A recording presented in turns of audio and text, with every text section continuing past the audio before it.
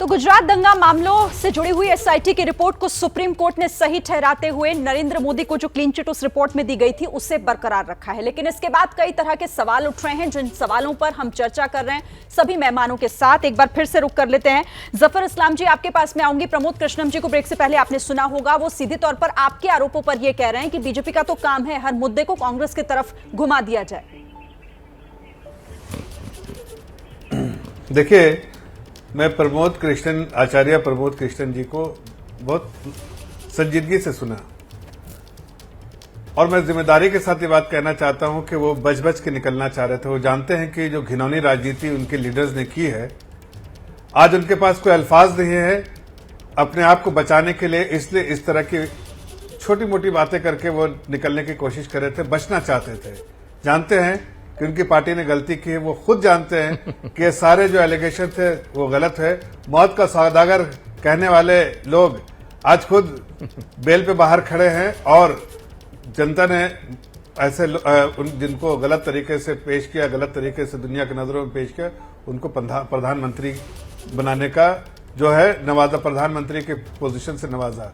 और साथ साथ मैं कहना चाहता हूं कि तीस्ता सेटलवाद उसको पद्मश्री देने का क्या रीजन हो सकता है भाई?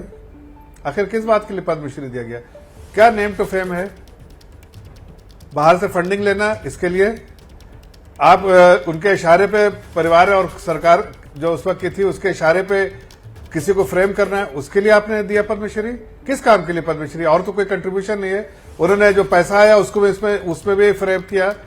जो 7 करोड़ आया उसमें 5 करोड़ घर पे खर्चा कर दिया। उनके लिपस्टिक से लेके, मेकअप के सामान से लेके, सैंडल से लेके, खाने के सामान सब जो है वो उस पैसे से पे किया गया। क्या इसके लिए पैसे दिए गए थे एनजीओ में?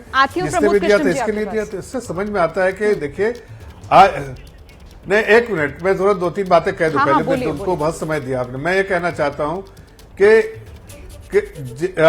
पूरे केस को उठा के देखिए। पहले संजीव भट्ट ने झूठ बोला, वो मीटिंग में 27 तारीख को थे नहीं, पहले उसने झूठ बोला। जो सुप्रीम कोर्ट के जो फ्रेंड्स थे, जो उनको जो ऑब्जर्वर बना के भेजा, उन्होंने झूठ बोला। हर तरह से कोशिश की गई इनको फंसाने की, लेकिन सच्चाई तो सच्चाई है। वो कितना भी आप कोशिश करें, छुपती तो है नहीं। आज बाहर आ गई कि उन्होंने बचाने की कोशिश की, वहां जो अमन लाने की कोशिश की। लोगों का आक्रोश था। 60 संत को अगर जल जाएंगे तो जाहिर है आक्रोश होगा लोगों में। आक्रोश था और उसको बचाने की कोशिश की लोगों में। पुलिस फायरिंग का डिटेल देख लिए, किसमें कौन मरा है, पुलिस फायरिंग में ज्यादा कौन मरे हैं।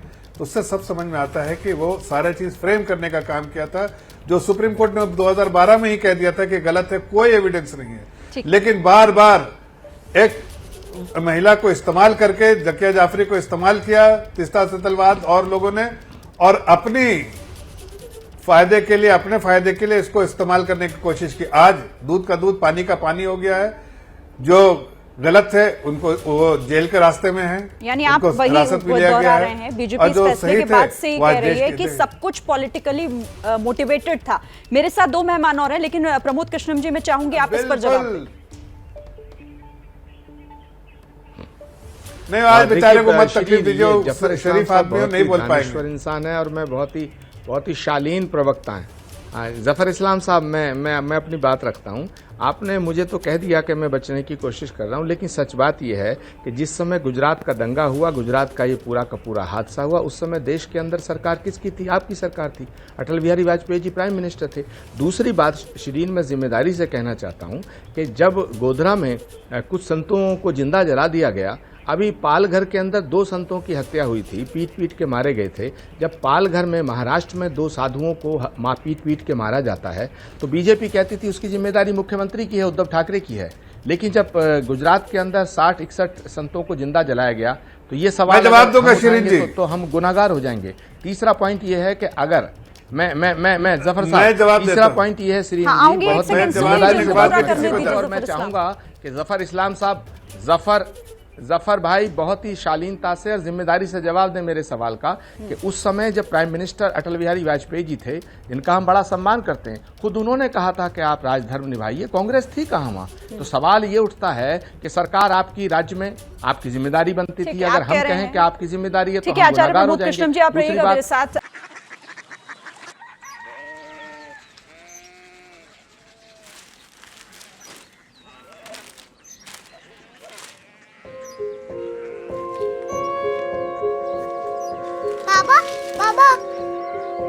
कोरिया सिटी জানি না।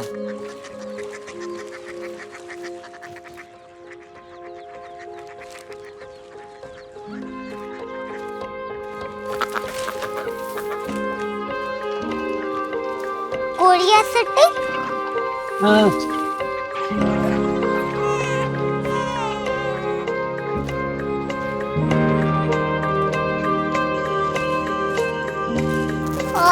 कोरिया सिटी कहाँ पे है?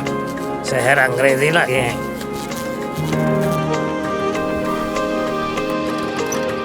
कोरिया सिटी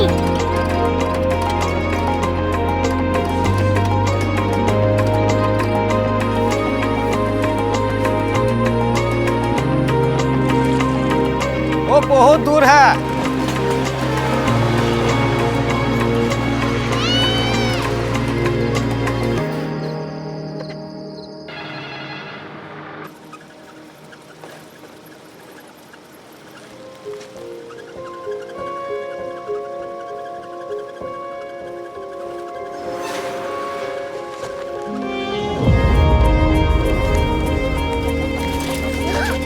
कोरिया सिटी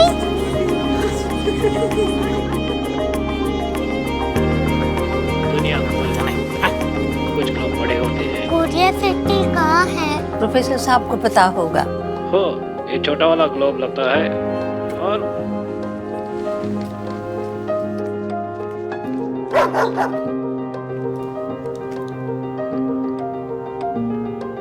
पता नहीं, मेरी बेटी से जाके मिल लो, शायद उसे मालूम हो।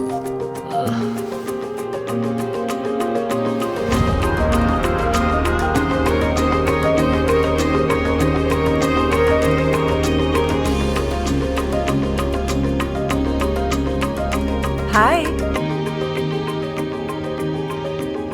बाबा ने भेजा है।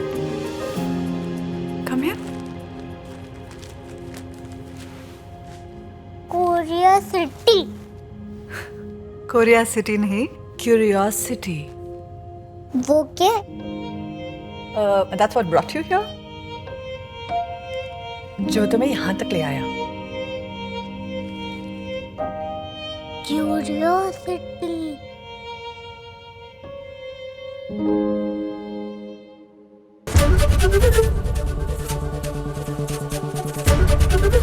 एबीपी न्यूज आपको रखे आगे।